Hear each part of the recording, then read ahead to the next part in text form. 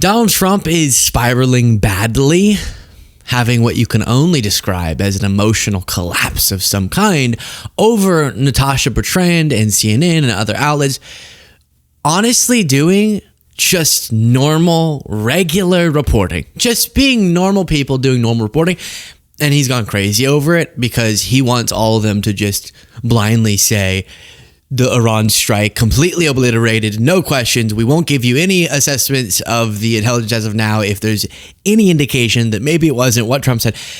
I've gone through all that before. I won't. Again, you can reference other videos if you don't know what I'm talking about. But Leavitt came out trying to rationalize some of the rantings of Trump. I'll show you one that's really scary in a second here. But to give you a sense, look at this. Someone posted, you can see source at the bottom there. In just the last day, I'm showing on screen for our podcast listeners, the utter spiral Trump's having over Natasha Bertrand saying she should be fired and this is so disgraceful and fake news. And that honestly, these outlets aren't just being propagandists for Trump. It's not like they're being crazy critical. They're just saying, hey, this is from sources inside the intelligence community. This is what we know about the strikes as of now. And their success, or where maybe it wasn't as successful as Trump said. And he's going crazy. Look at that. Just last day, going after this reporter in CNN. I get angry. He does.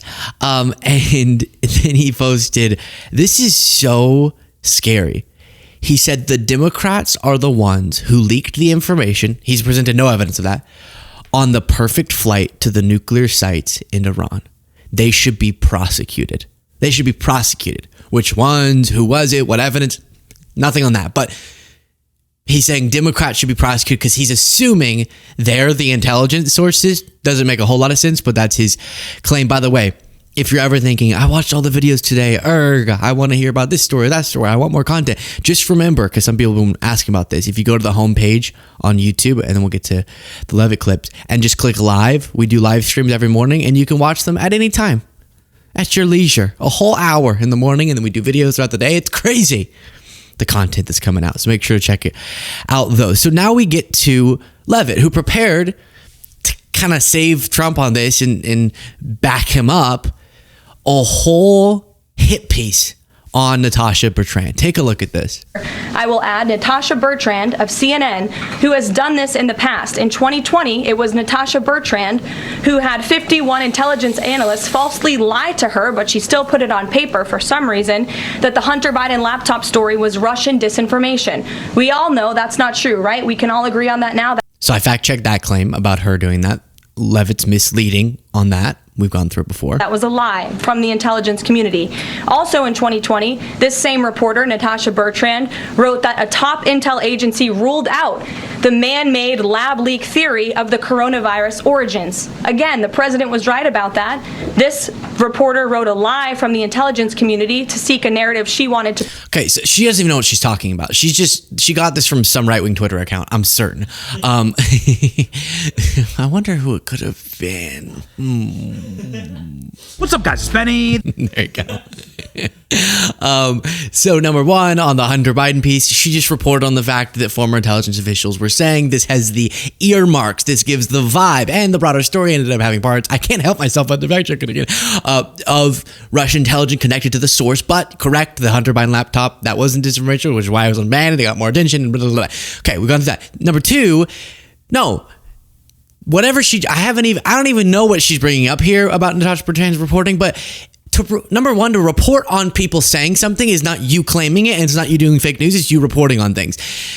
And if they held CNN reporters or other reporters to the standard they hold Fox News to, which is so down on the floor, it goes through down to the earth, but then they would never have a critique of those reporters because they don't hold Fox News and those other people to even close to the bar they hold actual reporters to. But also, she doesn't understand the difference between it leaking from a lab, to just address that, and it being a man-made leak, which is what she just said. So for intelligence officials to say, we don't have evidence, we're taking off the table based on the evidence they had at that point in time, that it was man-made, still that's not a theory that people find compelling. What did come to be more realistic is either it came from wherever, or it leaked out of a lab because it was being studied, not because it was created, which she used the word man-made, which is a different thing. Again, she doesn't even know the points that she's saying. Prove, and guess what? We now know that's the truth. Also, in 2024, Bertrand pushed the suckers and losers hoax. She also pushed the fine people hoax, which was taking the president's words purposely out of context. And then last October, and I believe this is notable, Natasha Bertrand published an article in Politico from the intelligence agency. She said that John Ratcliffe was speaking without any evidence when he said Iran was attempting to undermine President Trump's presidential campaign. And then we, of course, found out that was absolutely true. In fact, the Biden administration Do you see what's happening? It's so interesting. None of what she's listing makes the reporting less legitimate. She said, what was it that she said on the Ratcliffe part, again, reporting on what sources are saying, it, at that point in time, is not you doing something crazy or wrong, even if our information or our understanding of something develops. Oh, and then she said the hoaxes. Those haven't been demonstrated to be hoaxes. On the fine people thing, if you add context to it, it is important that you fully contextualize it. Sure. I don't even know what the hoax would be on the suckers and losers. That was confirmed by Trump's former chief of staff that he overheard Trump saying that about fallen soldiers. So if you want to have that conversation again, let's have it, Leavitt. Please do, as we continue through this, click the subscribe button. I appreciate all of you so much. It's free. But that's the game here. Trump's manically posting throughout the night about Natasha Bertrand, about CNN, because he can't actually dispute the reporting. So he goes after the reporter, and he's saying she should be fired, and he's saying Democrats should be locked up for something he has just pulled out of his rear end. Out of his pooper. He pulled it right out of his pooper, as I've heard some people describe it. And it's dangerous, honestly. I'm sure she's going to get a flood of threats, and it's their broader attack on journalism when they don't like it. But then here she gets asked about Medicaid. Listen to her answer. Well, there's conversations on the Hill right now about the Medicaid cuts. I'm curious if the final bill that the president's been talking about comes to him and it has Medicaid cuts in it, will he sign it, or would he rather just Congress do away with those cuts? I think our friends in both the Senate and the House know exactly where the president stands on Medicaid. He wants to get rid of the waste, fraud, and abuse, and they are working to do that in the Senate right now. Jennifer. So I don't have to repeat this. You all know. $700 to $800 billion of cuts. We're seeing if, and by the way, for a second I was going, well, I'm not going to say they're cutting it until it passes, and technically I'll still wait. But if they were going to remove that part from the bill, the entire structure of the bill would kind of fall apart. Their equation on it. And so it's staying in. And do you think they would go through the political nightmare of running around saying, well, everyone's going to die like Joni Ernst, and you had to prove you matter? And what was the Mitch McConnell claim recently? Well, we all are going to die. Yeah, Joni, get it. Woo! Say it like it is. And then she went to the graveyard and was like, some people got upset with me because I said everyone was going to die, but everyone is going to die. Look, there's a bunch of dead people. As she's being asked about Medicaid causing people to die. Crazy. Or Mitch McConnell recently said, people are upset about Medicaid cuts, but they'll get over it. They'll get over it, was his claim. I don't think they would go through all of that and then take it out. They already are going to pay a political cost for how much discussion has been made of it. They're leaving that in, just to be clear. July 4th was their deadline for getting this passed. Will they make that? I don't know, but Trump is adamant about cutting Medicaid and SNAP. Another thing on the Iran stuff, look at the great peacemaker, Witkoff. Try to explain. They made a decision. Let me read this for you. David Makovsky said U.S. Mideast envoy Steve Witkoff confirms that Trump lifted sanctions on Iran's oil flow to China. Does this explain why China was relatively muted during the Iran-Israel conflict, or even have an impact on Iran's muted response against the U.S. after the U.S. strikes on Fordo? Want to underestimate, however, that Iran has always backed away from a head-on collision with U.S. military power. True, I said that too. And here Witkoff explained that after all Trump made of Obama, in a trade-off, releasing sanctions, thus giving some economic uplifting to Iran in return for them to not proceed with a nuclear program, and that was working, and Trump said it was terrible because you're giving money to Iran, was his argument, and you're funding this regime to back terrorism, etc. But a little part of me thinks that maybe he's going, wait, I kind of want to do the same thing because it was working, but how do I not be Obama?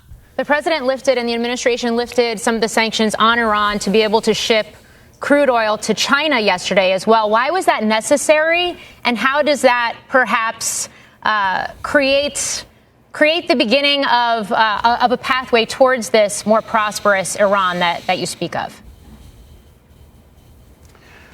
Well, I think it was a signal from the president. You know, he's got this uncanny ability to take the temperature of how people are feeling about certain things. I think, you know. Yeah, that's an intimate nothing. He has an uncanny ability to take the temperature on how people are feeling about things that are going on. Okay, Witkoff. Sure. Uncanny. He's so good at taking the temperature. He's like, Iran, ooh, hot. It's hot.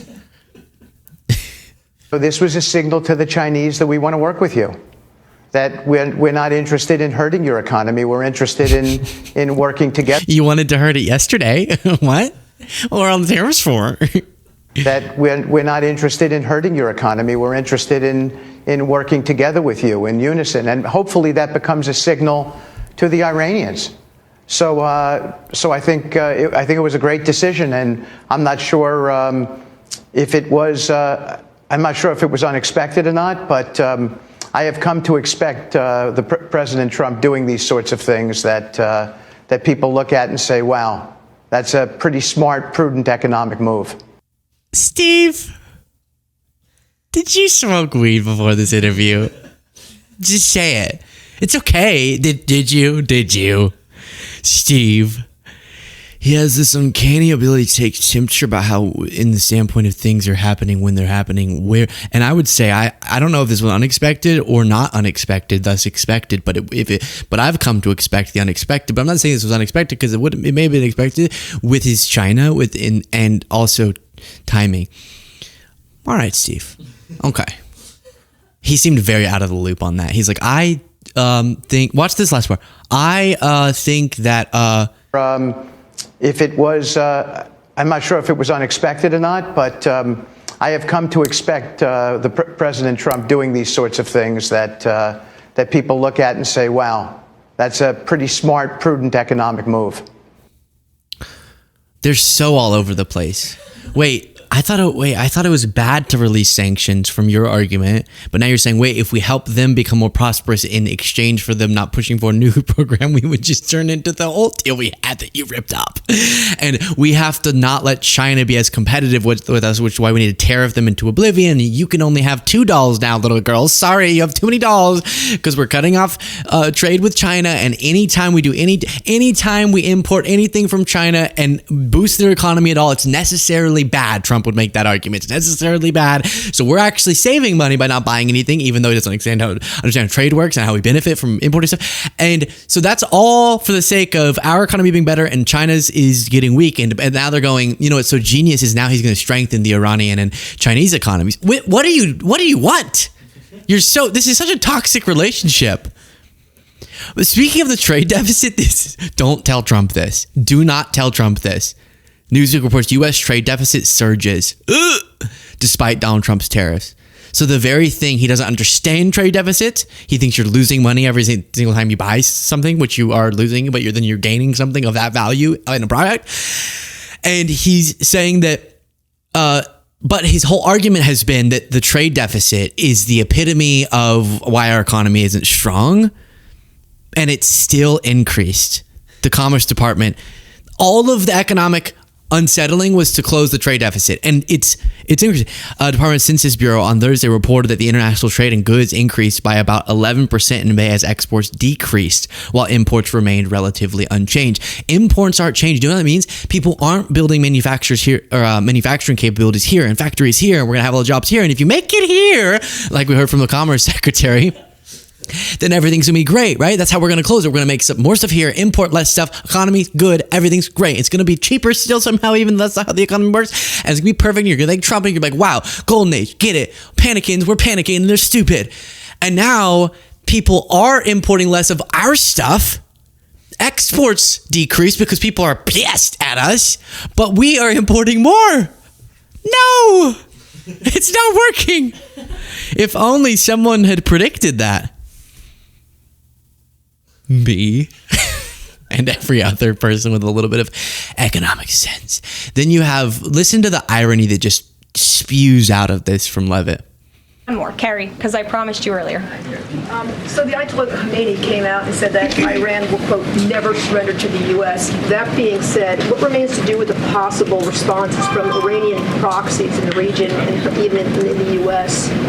Look, we saw the Ayatollah's video, and when you have a totalitarian regime, you have to save face. I think any common sense, open-minded person knows the truth about the precision strikes on Saturday night. They were. When you have a totalitarian regime, they have to save face. Not a bad point. Which, to be clear, the Iranian regime is doing that. We covered it. They're like, we won and we destroyed the U.S. or whatever. It's like, but Trump's doing that as well, which is everything went exactly how I planned it. Now, we've been having a lot of people send in some to the extent of conspiracy theories, and we covered on the morning show some of this. And they say, there's no hope, we can't win because they're stealing, or there's people are all MAGA now or something.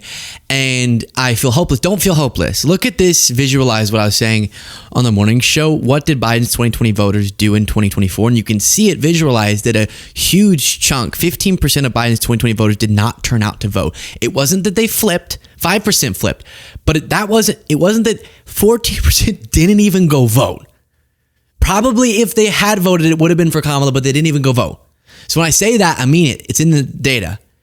What swung the election was people who would vote against Trump if they voted, who chose not to vote because they were not motivated enough.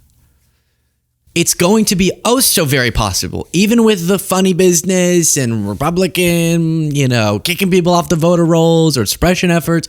It's oh so very possible to win in huge numbers if that chunk of Americans, we don't even need people to swing that much, just that chunk says, I'm voting. Share your thoughts in the comments.